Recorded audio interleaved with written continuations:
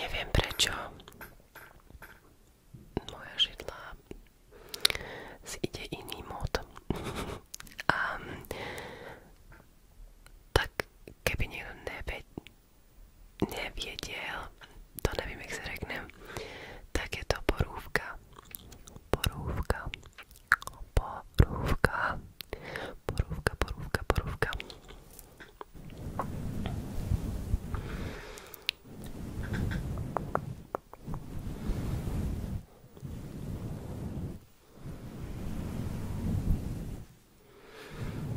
Tak. Půjdeme dál. Sundám zase ten pop filtr.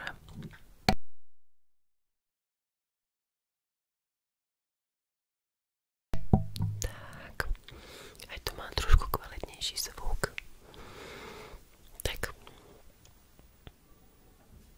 Jako další jsem si tady vzala sebou mýho pomocníka, bez kterého se přiznám, už nikdy nikam nejedu. Já prostě nesnáším, když mám suché rty. Já to vyloženě nenávidím. Tím, že mám přes den rtěnku a tahle zrovna, co mám teď na sobě, tak tu nosím pořád. A je nejlepší, protože nemám pocit, že bych měla prostě úplně vysušené terty. A víte, co mi teď došlo? Nemluvím slovensky. Tak Češka ve mně opravdu přemáhá. Tak teraz ospravedlňujem veľmi pekne. Vôbec mi to nedošlo. Takže už teraz viem, že to som sa do niečoho zase zamotala. Tak hej, takže dáme si nejaký menší tapping.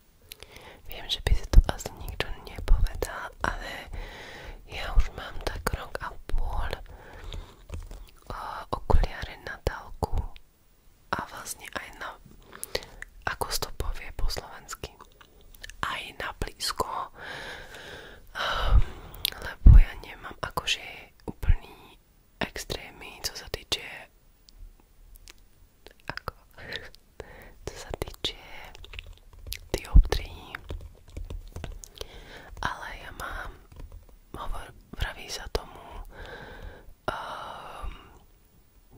cylindry. A to je taká vada očná, vrozená.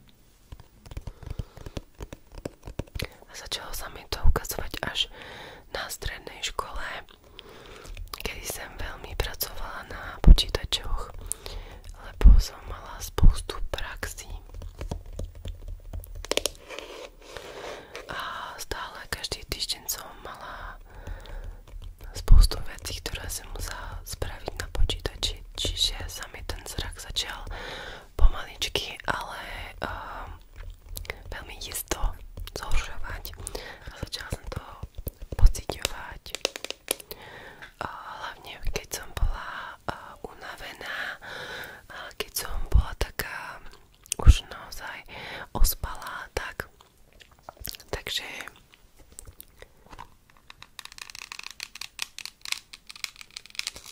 som si zašla k očnému doktoru, liekaru a ten mi nameril, myslím, že -1 cylindry na oboch očích.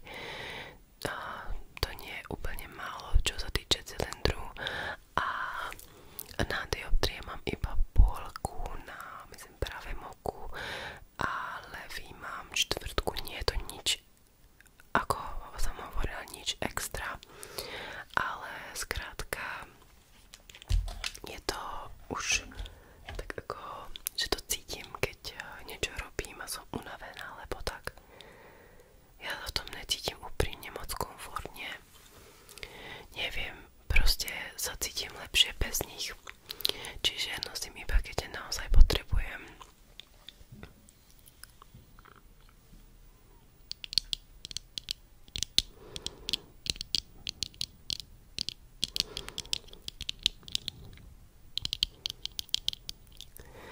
Akože neviem, proste sa v tom necítim tak dobre ako bez nich.